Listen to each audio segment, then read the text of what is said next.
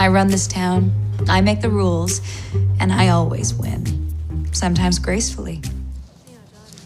Now that is Elizabeth Gillies as Fallon Carrington on the... I used to watch you on the TV reboot of Dynasty. That was one of my names. Now she's a star and executive producer of the new movie Spread.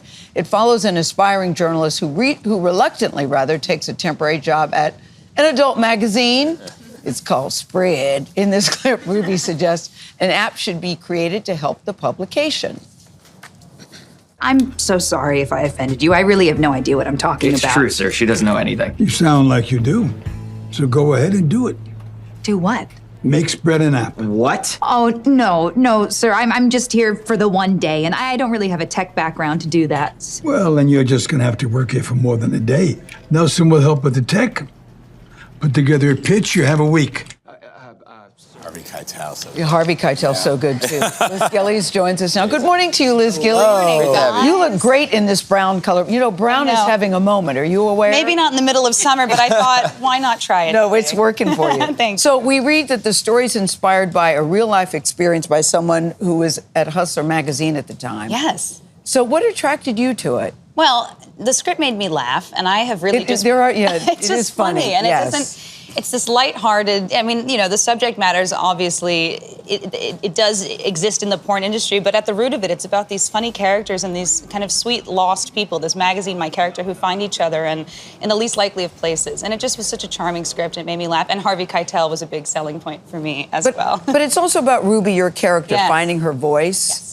And really stepping out in a way that she hadn't before. Right. Well, I think Ruby's somebody with big dreams, and she wants to do so much in this world, but she's really made no moves forward to make any of them happen. And so she gets a bit of a reality check and also learns a lot and realizes that she's been very judgmental about a lot of things in her life when she discovers herself in the least likely of places at Spread magazine, this failing adult magazine. And because she's a real journalist, and she said, "What am I doing? What am I doing here?" Exactly. Yes. Highly judgmental. She's very judgy about the whole thing, and then ultimately, of course, she makes a big impact there, and she gains confidence, and they become her friends. And so it teaches us not to be too quick to judge, I think. Yeah. People, places, things. I'm We're always never done fascinated. evolving. I'm always fascinated by how actors draw from their personal life in order to inform the characters, right? So as Ruby goes on this journey of growth and app creation, did you draw on anything from your own life? And what was it? Yeah, I mean, you know, I did just come off Dynasty, where I played a very strong, I guess, woman who, you know, she's always in an office setting and always taking charge and things like that. But what attracted me to Ruby was I remember being a younger girl and being so sure of who I was and making all these big declarations about what I like and didn't like and hills I would die on. And the more you live and the more you learn, you just kind of roll back all those things as you grow. And to see Ruby be so staunchly feminist but so judgmental about the porn industry was, I thought, a very funny contradiction. And one I see a lot. Like, these young girls have these strong beliefs, but then they realize some of the things they're saying aren't even fully thought through. So it was fun to see her in that world, and I found her to be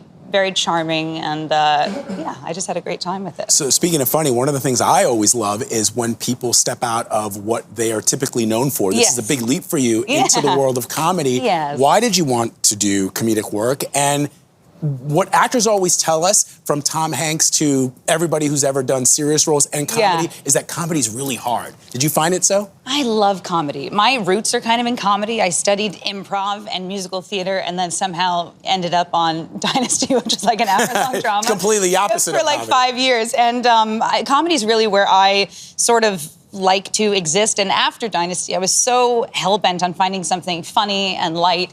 And yeah, I had a lot of fun props in this movie as well. Yes, we can. Yes, I did. We And, probably can't show them on TV. Nope, but... No, we can't. Please, my family's watching, please don't. Although they did watch the movie. It is actually, depends on your family. I won't say it's a family movie, maybe it is. But yeah, I love it. You're right, it depends on your family. depends on If the people are Ariana Grande fans, they're looking at you saying, didn't I see you in the Thank You Next video? Didn't I see you in the... Because you and Ariana are friends. I did just voice the rats in her last music video. There was a rat storyline, and I did all the squeaks for the rats. So not to brag, it was a pretty big And The moment Boy in Is my Mine. career. Yeah, and you were in The Boy Is Mine, too. But you are a musician, and you've been Yes. working with Seth MacFarlane, and Yes. your music is very important to you. It's so important to me. Seth and I started singing together over a decade ago, believe it or not, and we finally toured our Christmas album and our Songs from Home album that we recorded during the pandemic this last winter, and it's been so much fun. We play with anywhere from a 60 to 90-piece orchestra, and it's just thrilling. A woman of many talents. Liz Gillies, thank you very much. You can watch Spread, and you should, right now on a lot of fun. Tubi. We'll be right back.